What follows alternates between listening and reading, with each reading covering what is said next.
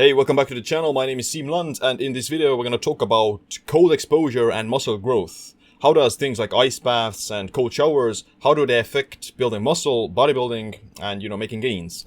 Are those things actually beneficial, or are they harmful? So make sure you click a like and subscribe for future videos about optimizing your health and performance. Do it! I'm pretty sure that you've seen online how these professional athletes, even like strongmen and CrossFit athletes, they use these cold baths, ice baths to recover from workouts, especially during competition.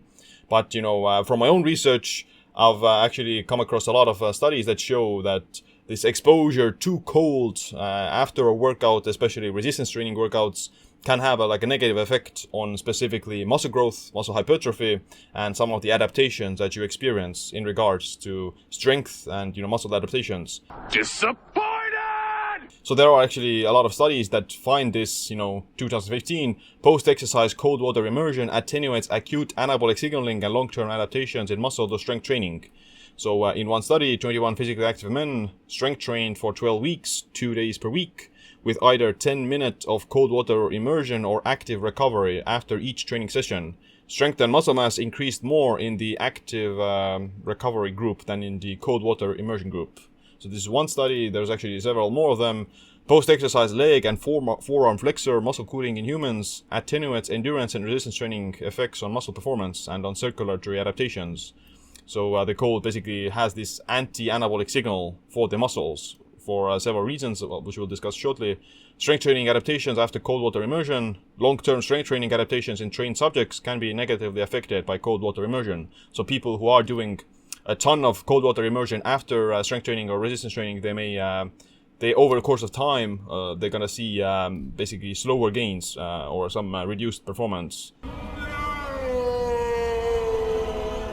So what are the reasons? There are a few reasons for that. Why does it happen? So post-exercise cooling impairs muscle protein synthesis rates in recreational athletes. So basically, when you're training, lifting weights, something like that, then you're triggering muscle protein synthesis. You're activating these other anabolic pathways, mTOR, and things like that. In order to, actually facilitate muscle protein synthesis, you also need to supply the muscles with nutrients, specifically protein and amino acids.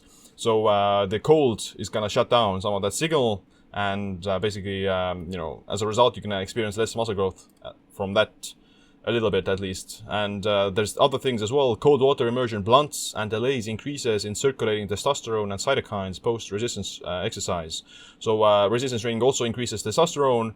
So cold blunts the testosterone as well as the cytokine response. So cytokines are basically inflammatory molecules, and they are actually somewhat needed to mediate some of the adaptations that you get from resistance training. So training, you damage the muscles, mechanical tension, and basically swelling, this metabolic accumulation of waste material.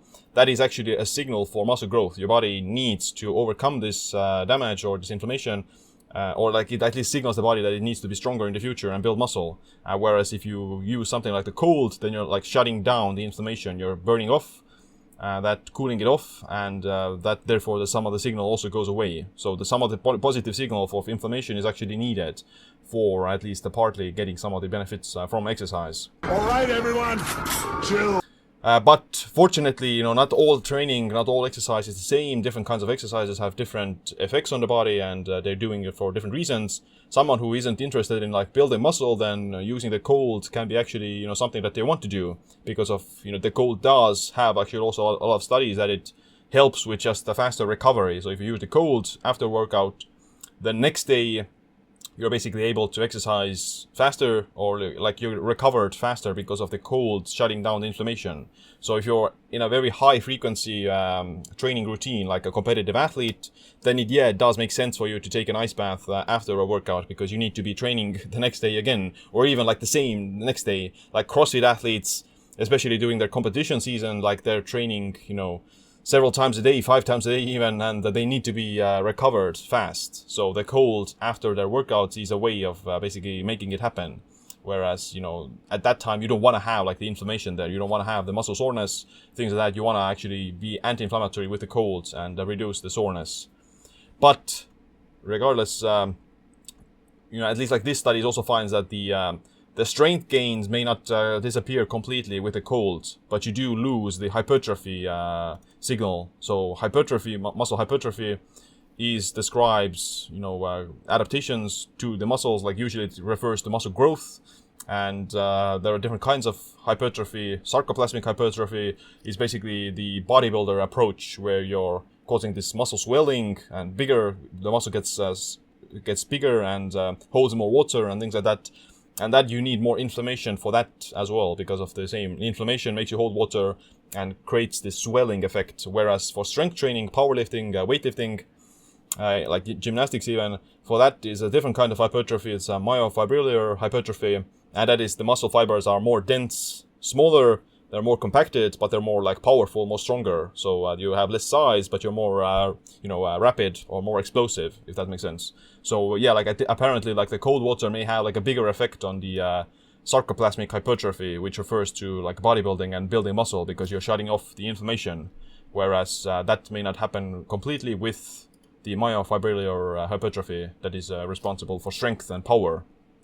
So that can be like a good insight, if you're not trying to build muscle, you're not trying to get bigger, you're not trying to get more, swole, then taking a cold bath can be actually a good thing. Like if you're a power lifter or something, then that can be something that you use at least more frequently than a bodybuilder. But even then, like there are some better times to use the cold bath than the post-workout window, even if you are not specifically trying to build muscle. So you still would mitigate some of the positive adaptations to strength gains as well if you were to completely do like an ice bath. It's a trap! After a workout. And one caveat is also that all these studies, they do cold water immersion for like 15 minutes at 10 degrees Celsius or 20 minutes at 15 degrees Celsius. So yeah, like they're literally sitting there for over 10 minutes, and that is definitely going to be very like inhibitory of the muscle building signals and shut down all these pathways. But if you were to do it only for maybe 1 to 2 minutes, I think that can probably be at least you're going to have for sure less of an effect for shutting down these pathways. But even then, like I don't know if it would be worth it to still have like any cold exposure after a resistance training workout. At least you can do it at, let's say, if you're doing a competition or if you need to be fully prepared for the next day.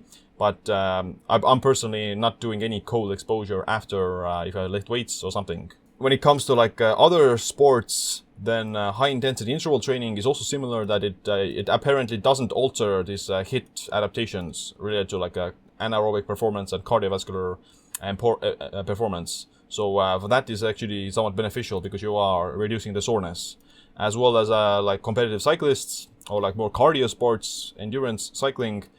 Those studies also find that endurance sports doesn't really see this negative effect from cold water immersion. So the endurance is a different pathway. The endurance doesn't, let's say, have these anabolic effects. It's actually more catabolic. And funny enough, the cold exposure also stimulates the same pathways or creates some similar effects as endurance and cardio does, like by increasing PGC1 alpha, which is helps with mitochondrial biogenesis and mitochondrial function. So if you're doing cardio, then you're building new mitochondria, improving mitochondrial function, and the cold does it as well. So using the cold can actually be very good when you're doing cardio. So yeah, whenever I'm doing cardio, then I'm not afraid of the cold. I'm eager to do it actually, because to reduce the soreness.